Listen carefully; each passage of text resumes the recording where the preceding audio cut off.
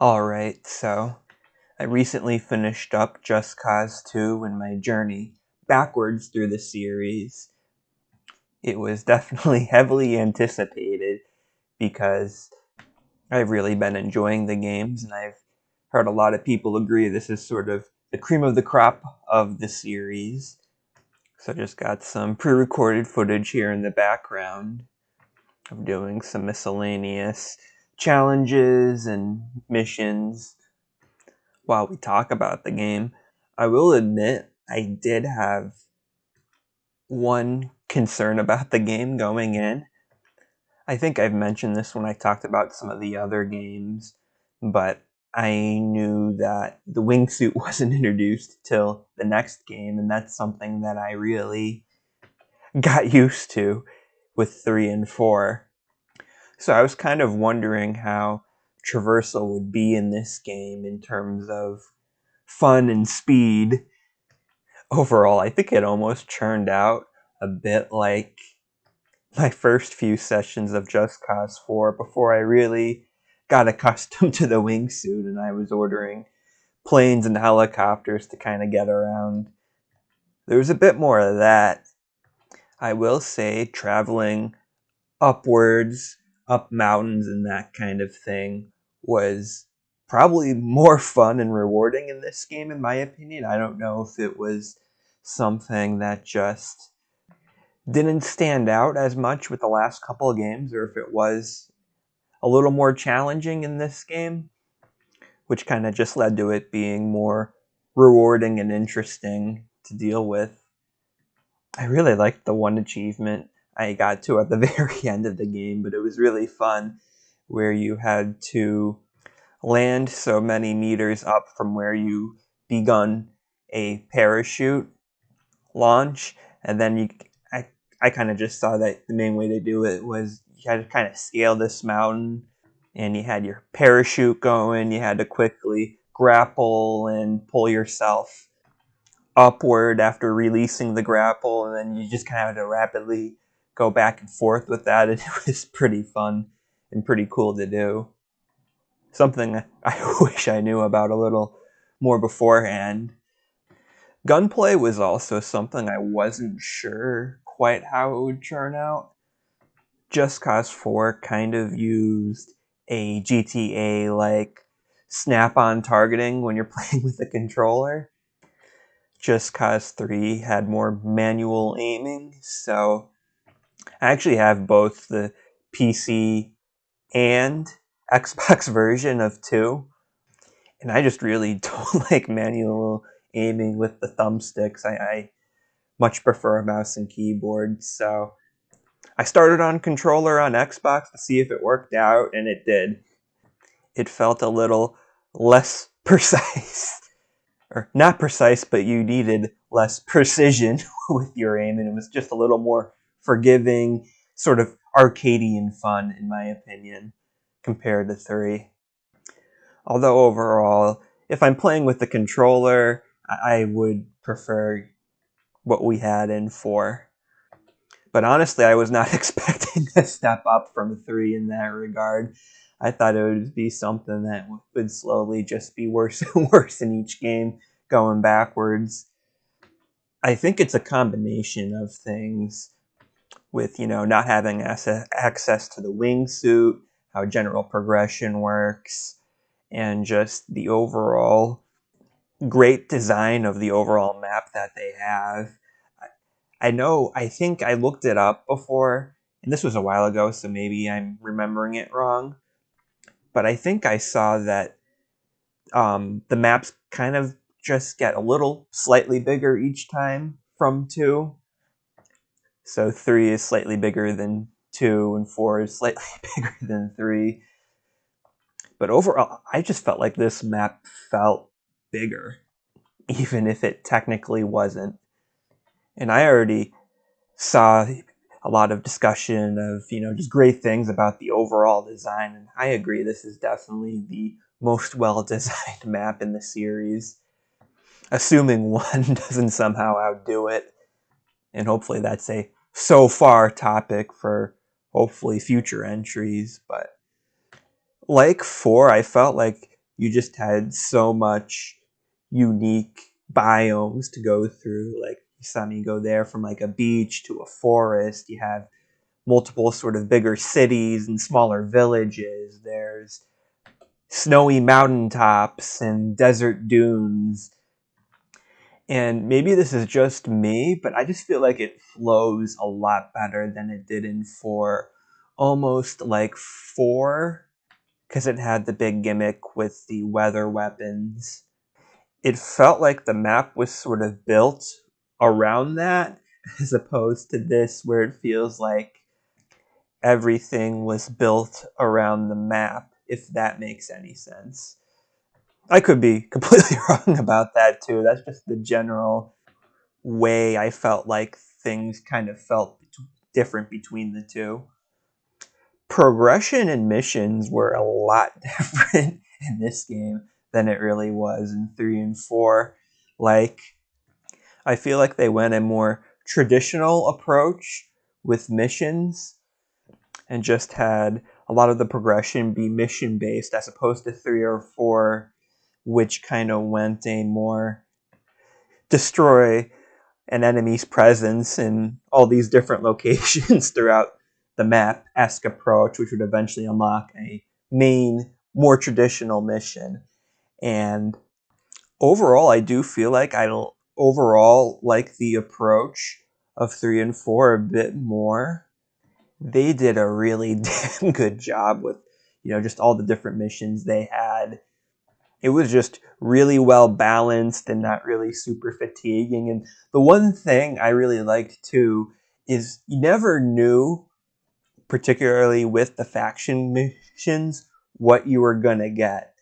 Like you could just get a simple, all right, we're right outside an army base, take out the general of this base, and you go over and do that in a couple minutes and it's over.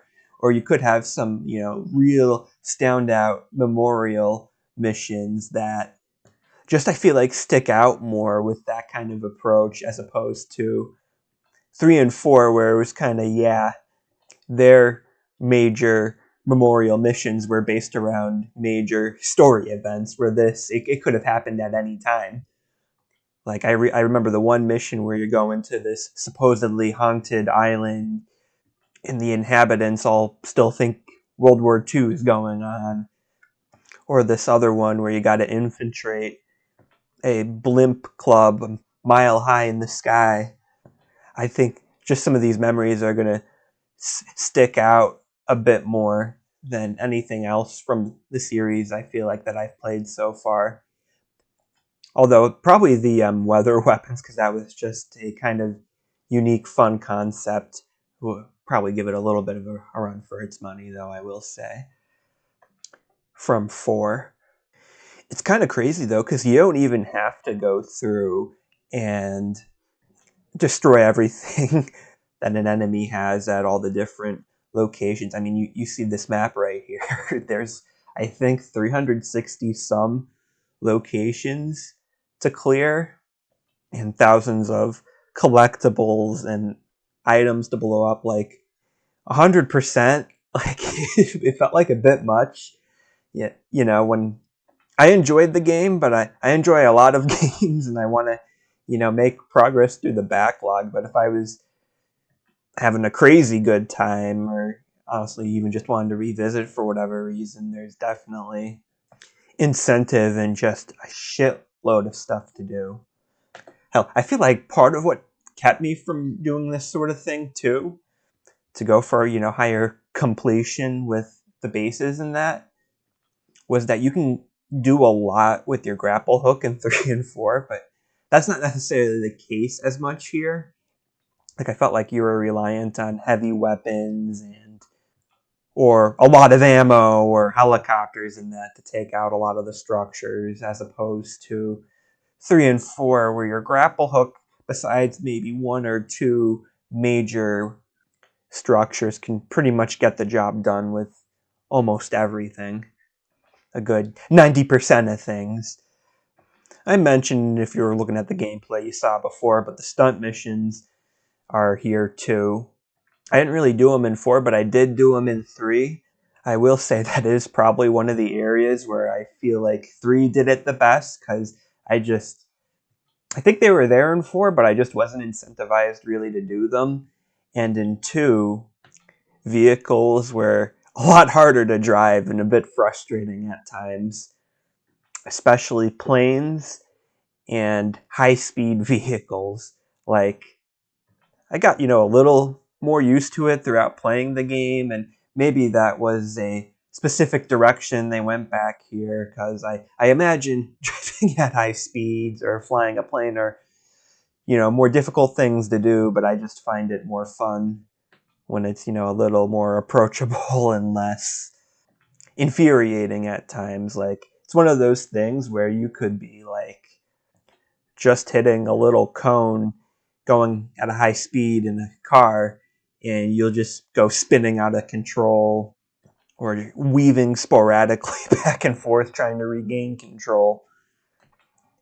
I will say it does feel more rewarding when you just get a good run going without hitting anything, but it's more of a matter of personal taste, and I prefer the latter, although it's still fun here too. Something that kind of threw me off, honestly, kind of getting into some spoilers for the story for the series, but Rico kind of goes rogue agent, I believe, in 3. So I was, when playing through the story, expecting a big falling out with the agency, only to not really have that happen, which is just kind of interesting. I was expecting a major development like that to have more of an explosive in series fashion development, as opposed to being a little more quiet or happening in between games, or however it wound up working out. I will say being part of the agency almost gives this more of a spy actiony feel to everything overall, almost like classic Bond games like GoldenEye and Nightfire, except open world, different abilities, and the action dialed up to 11. I will say, like a lot of other people, I am kind of looking forward to seeing what IO Interactive, the Hitman team, does with Bond. But I do feel like I would prefer this style overall than, the stealthy stuff. So yeah, as per usual, I am gonna, take a little bit of a break before diving into 1. I don't know what platform I'm gonna play it on, because I've played through all of them on Xbox, but the way I actually obtained this series is I had Game Pass at the time, played through 4 on it, liked it so much, I got 3 for free off Epic when they were giving it away, but then I got 3 with a code for 2 physically, because when I really like a series, I at least want, an entry physically, just something I like to do. But like I said, I got 1 and 2 off Steam like a really long time ago, so I never rebought 1 on Xbox. I don't know if it goes for like super cheap. I should probably, since I already have it, just play it off Steam though, and just hook up a controller, because I feel like, once again, playing the series with a controller through this point, I feel like even if I don't like it, if it's more on the side of 3, and I want to do mouse and keyboard, that's fine, but I at least kind of want to give it a try on controller. I am curious too, because I know going into 3, I was expecting more of 4, just with slightly lower quality, and that didn't wind up really being the case. It wound up being quite a bit more different than I was really expecting. So I'm kind of wondering if the same thing is going to happen from 2 to 1, or if my sort of initial projection for what to expect will wind up matching up this time. But yeah, it's been a fun trip so far. A bit of a bummer, not gonna lie, to be past 1, like I said, with its excellent reputation and the anticipation I had for it. But I have enough faith in this series that 1 will hopefully be a good time too.